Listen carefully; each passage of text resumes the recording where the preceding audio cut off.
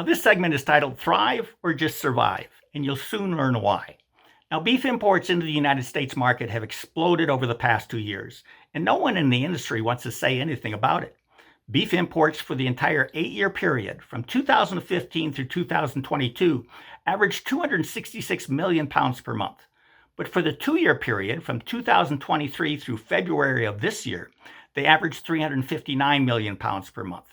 Now, that's a monthly average increase of 94 million pounds during the past 2 years, a 35% increase. Now, this should be raising all kinds of red flags, and here's why. Our U.S. cattle industry is shrinking fast in terms of the number of cow-calf producers and the number of mother cows in our national herd, and it's been shrinking for decades. So we need to reverse this alarming contraction, or we risk losing the high level of self-sufficiency in beef production that America needs to maintain food security, which of course is national security. But how in the world do we incentivize the rebuilding of our domestic mother cow herd and the return of more farmers and ranchers to the cow-calf sector of our industry? Well, that used to happen quite naturally, in accordance with the natural law of supply and demand. We called it the cattle cycle. When demand for beef was strong, cattle prices increased to a price point that encouraged U.S. cow-calf producers to expand their herds and new entrants to join the industry. Then, when the supply of beef exceeded demand, prices subsided, and cow-calf producers culled their herds more heavily, resulting in a national herd liquidation. This expansion and liquidation used to last a total of about 10 to 12 years, with the expansion phase lasting much longer than the liquidation phase. Typically, the herd would expand for 6 to 7 years and then liquidate for 3 to 4 years, and the cycle would start anew after the 3rd or 4th year of liquidation. The natural cattle cycle worked because by design, it was based on domestic cattle and beef. It was somewhat of a closed system because not too long ago, Americans understood the national security implications of becoming dependent on foreign supply chains for food.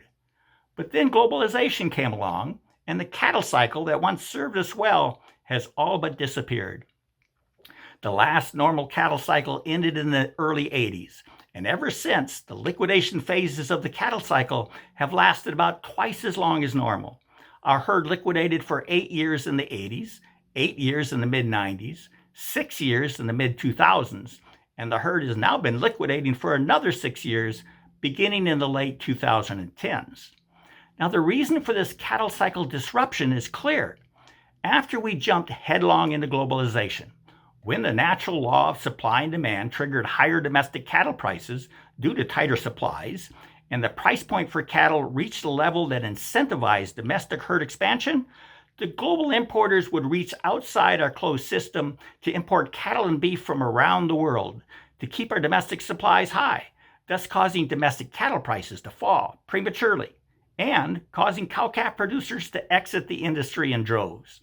So today's question for U.S. cow-calf producers and family-scale feeders alike is, do you want to thrive or just survive? If all you want to do is survive a while longer, then don't change a thing. Stay the course, and perhaps pick around the edges to make tax adjustments or ask for the government to grant you an insurance policy. But if you want to thrive, then we've got real work to do. First, we need to educate our neighbors and Washington decision makers regarding the damage that excessive imports are causing our industry. For example, that average monthly 94 million pound increase of imported beef alone beginning in 2023 is the equivalent of about 159,000 domestic cattle. And if that record volume of imports persists through 2025, then imports will displace the opportunity for U.S. cow-calf producers to add almost 2 million mother cows to the U.S. herd this year. And every head of live cattle imported from Canada and Mexico likewise displaces an equal number of domestic mother cows. Globalization has done nothing except provide global importers with more access to price-depressing and industry-destroying imports. Second, we need Washington decision makers to limit the volume of imported beef and cattle using both tariffs and tariff rate quotas so our natural cattle cycle can do what it used to do, incentivize cow-calf producers to invest in and rebuild our shrunken domestic supply chain. So urge your members of Congress to support RCAF USA's request for tariffs and tariff rate quotas on beef and cattle that we submitted to the U.S. Department of Commerce in March. We made our request under Section 232 of the Trade Expansion Act of 1962. We hope we have your help.